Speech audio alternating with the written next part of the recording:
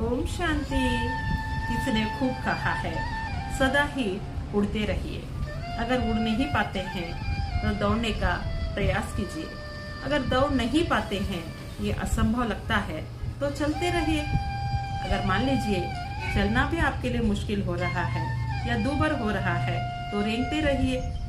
कहने का तात्पर्य है कि सदा ही गतिशील होकर के रहिए, नहीं तो जीवन में आगे नहीं बढ़ पाएंगे। कारण अनेक समस्याएं, परेशानियां, विघ्न, संसार की समस्याएं हम मनुष्य जीवन को आगे बढ़ने नहीं देते हैं।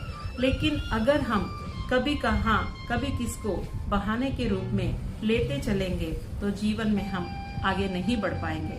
जैसी भी परिस्थितियां हमारे सामने विद्यमान हो रहे हैं, उन परिस्थितियों से हम लोगों को अपने हिसाब से चलना या उड़ना या दौड़ना या रेंगना ये अनिवार्य है, तो ही हमारी निरंतरता बनी रहेगी।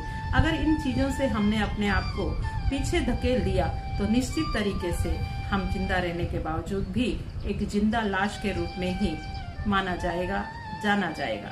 क्योंकि संसार अभी हम चले या ना चले, आगे तो होता ही है, होना ही है। क्योंकि काल चक्र ऐसा है, वो हमेशा चलती ही रहती है। तो मनुष्य होने के नाते हमें भी इस जीवन के अंदर अच्छा मिले या बुरा मिले, सहयोगी मिले या विरोधी मिले, अनुकूल परिस्थितियां मिले या प्रतिकूल परिस्थितियां मिले, लेकिन गतिशील रहना अनिवार्य है, तो ही हम अपनी अस्तित्वता को बनाए रखेंगे।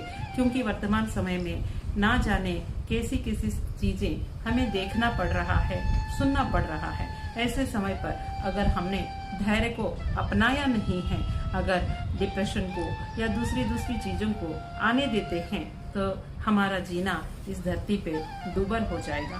तो ईश्वर ने हमें इस धरती पे भेजा है, कुछ ना कुछ अच्छे कार्य के लिए भेजा है। इसलिए लक्ष्य रखिए, प्रभु का नाम लीजिए, पॉजिटिव बने रहिए और अपनी निरंतरता को बनाए रखिए, तो आपका जीवन सफल रहेगा।